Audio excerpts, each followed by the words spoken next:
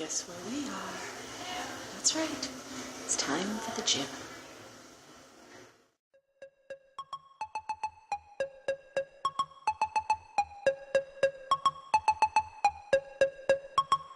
You can go harder, you can go home. You can go harder, you can go home.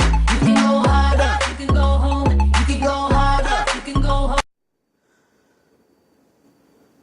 Oh, how I hate you. You can go harder, you can go home.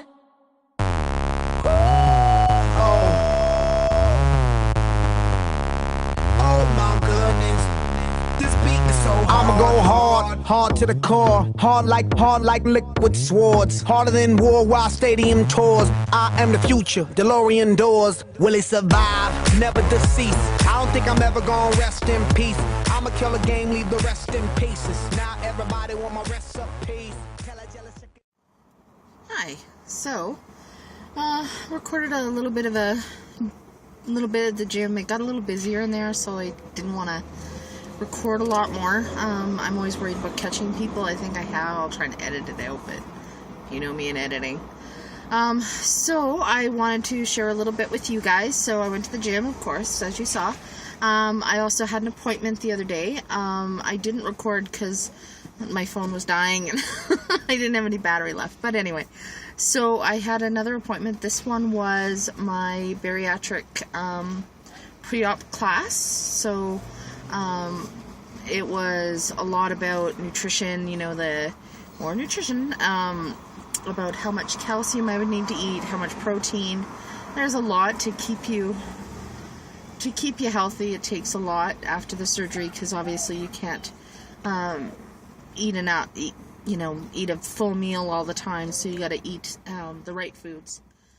So they also talked about vitamins, so having to take like a Matern-Tab, which is pretty much, if you don't know what that is, a vitamin that you take when you're pregnant, because it's got lots of calcium and folic acid and lots of condensed goodness in it for your body.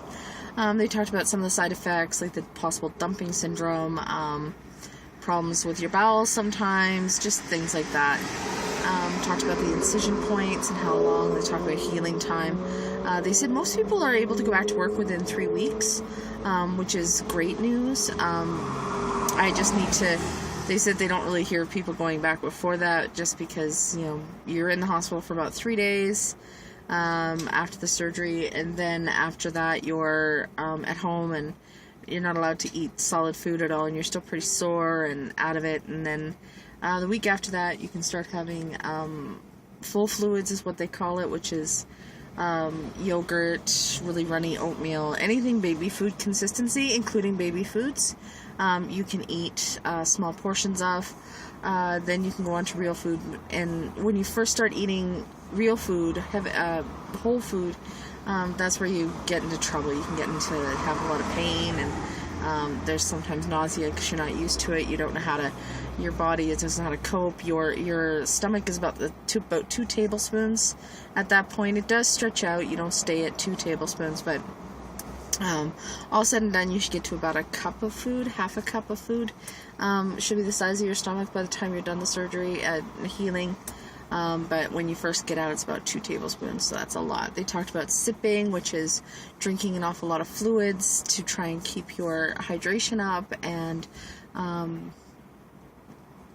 also to get nutrition, of course. So, which will be challenging because you can't eat and drink at the same time. You got to separate your foods and your solids, so that's a little bit challenging. But all in all, it was long, and there was a lot of information. Like, I got the pamphlets. They're not here with me, but I've got the pamphlets. There's like books.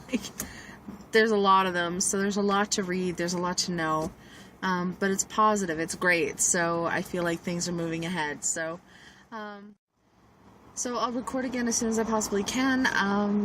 Try and get some more workouts and food videos in there for you. So in the meantime, remember, motivation is a choice, not a feeling. Bye, guys.